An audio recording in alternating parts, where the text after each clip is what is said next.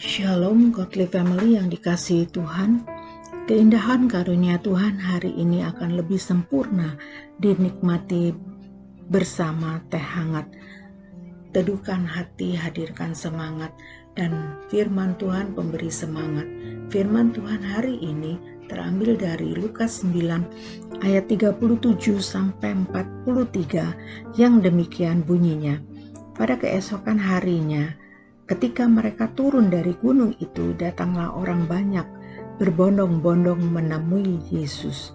Seorang dari orang banyak itu berseru katanya, "Guru, aku memohon supaya engkau menengok anakku, sebab ia adalah satu-satunya anakku. Sewaktu-waktu ia diserang roh, lalu mendadak ia berteriak, dan roh itu menggoncang-goncangkannya, sehingga mulutnya berbusa. Roh itu terus saja menyiksa dia dan hampir-hampir tidak mau meninggalkannya. Dan aku telah meminta kepada murid-muridmu supaya mereka mengusir roh itu, tetapi mereka tidak dapat." Maka kata Yesus, "Hai kamu angkatan yang tidak percaya dan yang sesat, berapa lama lagi aku harus tinggal di antara kamu dan sabar terhadap kamu?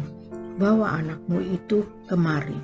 Dan ketika anak itu mendekati Yesus, setan itu membantingkannya ke tanah dan menggoncang-goncangnya.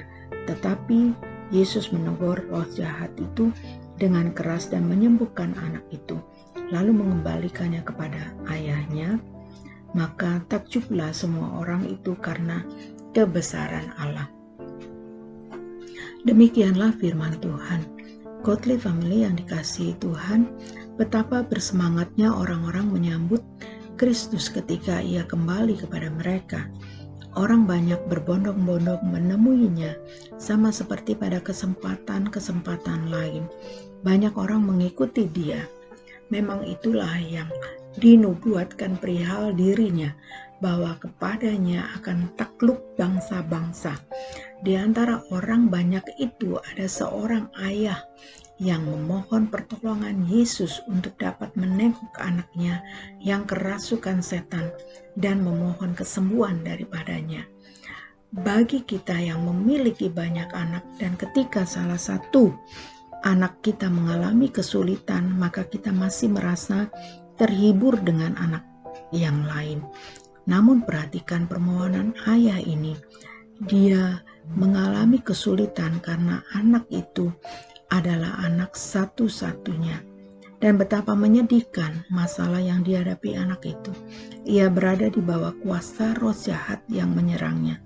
Ketika serangan roh jahat itu kambuh, anak itu mendadak berteriak, dan jeritan-jeritannya sangat menyedihkan hati sang ayah.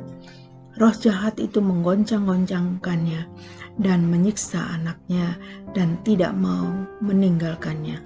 Saat meninggalkan tubuh anak itu, setan membantingkannya terlebih dahulu. Sungguh jahat perbuatan si iblis jika dia merasuki. Akhirnya Tuhan memberikan kesembuhan kepada anak itu dengan menegur roh jahat itu dengan keras, dan Yesus menyembuhkan anak itu dan mengembalikan anak itu kepadanya. Godly Family yang dikasihi Tuhan, demikian juga dengan kita. Kita harus membawa diri kita sendiri dan anak-anak kita, masalah kita kepada Kristus, supaya ditengok olehnya. Kita adalah orang-orang yang percaya kepada Tuhan. Oleh karena itu kita harus memiliki keyakinan bahwa roh yang ada di dalam diri kita lebih besar kuasanya daripada roh yang ada di dunia. Seharusnya kita mampu untuk dapat mengusir roh-roh jahat. Namun seringkali kita meragukannya karena kita kurang percaya. Godly Family yang dikasihi Tuhan, Tuhan berkuasa atas seluruh kehidupan kita.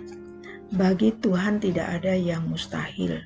Sesulit apapun masalah yang kita hadapi, ketika kita datang dan memohon kepada Tuhan, maka Tuhan akan memberikan jalan keluar bagi kita.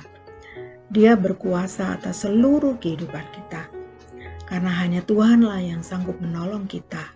Oleh sebab itu, bawalah seluruh kehidupan kita, masalah kita, keluarga kita kepada Tuhan. Dia sanggup menghancurkan segala peristiwa-peristiwa yang terjadi di dalam kehidupan kita dan menghapus segala kesedihan, kekhawatiran, dan ketakutan kita. Dialah satu-satunya yang harus kita andalkan. Karena hanya Tuhan yang sanggup menyembuhkan, hanya Tuhan yang sanggup menguatkan kita dan menghibur kita ketika kita menghadapi masalah. Tuhan yang memberikan ketegaran di dalam hati kita.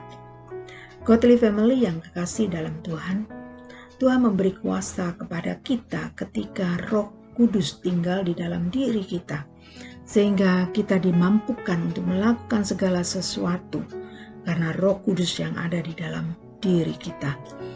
Oleh karena itu, marilah kita terus membangun kehidupan yang intim dengan Roh Kudus, agar kita hidup di dalam kuasa Allah. Biarlah firman Tuhan hari ini menguatkan kita semua. Mari kita berdoa. Bapa di surga, mampukan kami untuk menjalani seluruh kehidupan kami bersama dengan Engkau. Kami menyadari bahwa hidup tanpa Tuhan kami tidak dapat berbuat apa-apa.